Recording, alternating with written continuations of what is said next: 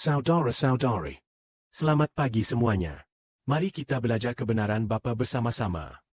Pagi ini kita lanjut mempelajari kitab Roma. Dalam kitab Roma, orang seperti apa yang akan diselamatkan? Baru saja kita katakan. Kemarin kita bilang orang Yahudi adalah orang Israel. Sepertinya Tuhan berkata, Sepanjang hari akan mengeluarkan tangan penghukumanku kepada umat yang membangkang. mereka mengikuti pikiran mereka sendiri, melakukan hal yang tidak baik. Seolah-olah Tuhan telah membuang orang Israel kuno begitu saja. Lalu apakah Tuhan akan membuang semua orang Israel? Apakah dia akan membuang semua orang Yahudi? Ah, tidak. Karena Rasul yang menulis Alkitab, Rasul Paulus. Dia juga orang Yahudi. Dia adalah orang Israel. Dia adalah orang Israel dari suku Benyamin. Tuhan tidak membuang Paulus. Lalu misalnya 12 rasul yang dipilih untuk memberitakan Injil. Bapa Surgawi juga tidak membuang mereka. Lalu siapa yang tidak dibuang oleh Bapa? Dia tidak membuang umat yang telah dipilih Tuhan sebelumnya. Semua yang dipilih Bapa sebelumnya tidak dibuang. Tetapi sebagian besar orang justru dibuang. Artinya, Bapa tidak akan membuang orang yang dia pilih. itu benar, baik orang Israel maupun orang bukan Yahudi. Asalkan dipilih Tuhan, tidak akan dibuang. Tetapi jika itu Tuhan, orang yang tidak dipilih, dia benar-benar membuangnya. Seperti pada zaman Nabi Elia. Orang Israel sangat banyak. Tetapi bagaimana Lia terhadap Tuhan kita saat itu berkata? Saat itu Lia berkata begini. Saat itu Lia berkata kepada Tuhan begini. Aku demi panglima bala tentara, Tuhan Yehua. Sangat giat di hati, karena orang Israel telah mengingkari perjanjian MU, meruntuhkan mezbah-mezbah MU, membunuh nabi-nabi MU. Hanya aku seorang diri yang tersisa. Mereka masih memburu nyawaku. Maka saat itu Lia menuduh orang Israel. Orang Israel bahkan berani membunuh nabi Tuhan. Membunuh hamba Tuhan. Dan juga memburu nabi Lia. Ingin menemukan nabi Lia untuk dibunuh. Mengapa ingin membunuh nabi Tuhan Yehua? Karena Israel membenci Yehua.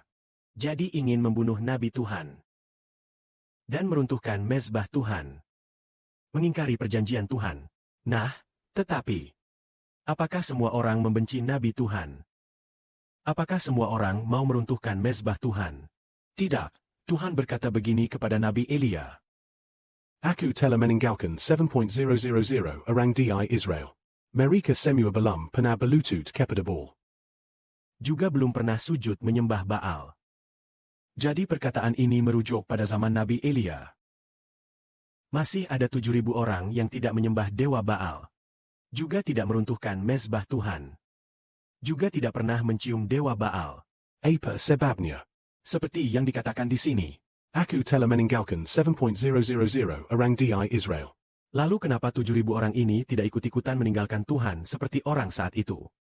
Tetapi apa alasan 7.000 orang ini tidak menyembah dewa Baal? Seperti dikatakan di sini, aku meninggalkan 7.000 orang di Israel.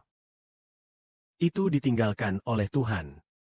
Tuhan yang menetapkan bahwa 7.000 orang ini. Mereka tidak menyembah Baal. Mereka menjadi milikku. Tuhan memilih 7.000 orang ini. Tepat pada zaman Nabi Lia. 7,000 orang ini kelak akan bangkit dan beroleh hidup kekal. Adalah yang ditinggalkan Tuhan.